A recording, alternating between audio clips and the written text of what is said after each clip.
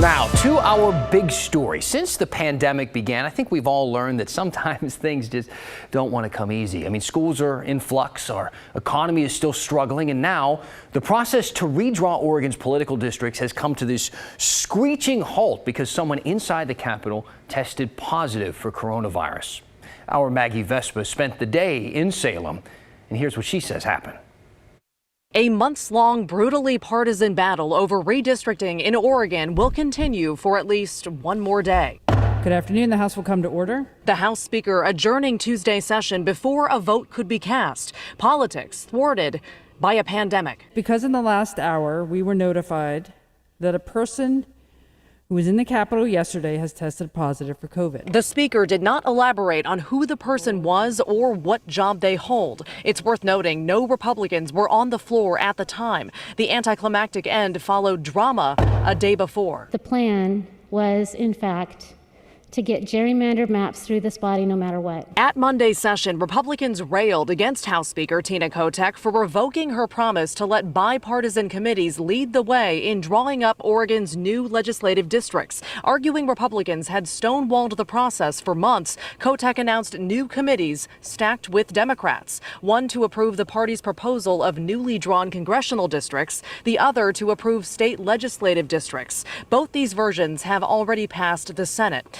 This is happening after the 2020 census found for the first time in 40 years, Oregon's population grew by so much it needs a new sixth seat in Congress. Democrats' proposal would all but guarantee that district will be blue. Oregonians do not deserve this. And I know they are upset, but honestly, I have been upset with them since the census data came out. Representative Andrea Salinas from Portland says Democrats have no choice but to push forward. Republicans only proposed one option, which includes 3 highly competitive congressional districts. A far cry, she argues, from the current congressional map. We're working off the 2011 maps because we have to.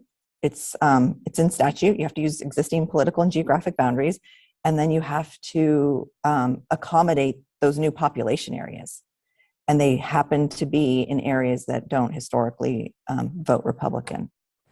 All right, Maggie Vespa here now. Maggie, this session ended prematurely, obviously, around 1 o'clock today. We asked you to stay down there in Salem because, well, frankly, with Oregon politics, you never know what's going to happen. In particular, we've been trying to get in touch with GOP lawmakers. What is the status update right now? Sure. Well, the status update is that basically there is no update at this point. We reached out to the GOP House Minority Leader, who you saw in that piece, and then the GOP Communications Office here in the House, basically asking about their reaction to today, the announcement that ended the session, and then also their plans for tomorrow. Will they walk out? Will they vote?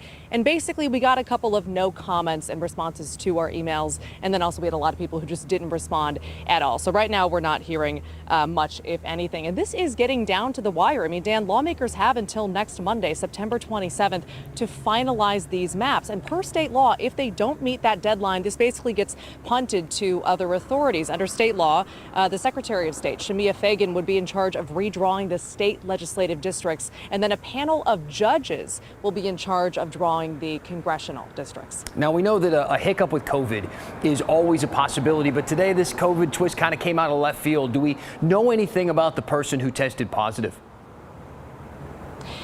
Yeah, it did come out of left field, and basically to continue that metaphor, we have rumors flying left and right about who this person is, what they do, how this could have happened with these COVID safety protocols in place here at the Capitol. But at this point, those are just rumors, so we don't want to perpetuate those on TV. And, you know, it's worth noting, understandably, neither party wants to be the one who outs someone as having come down with COVID, this still very scary and potentially very dangerous virus.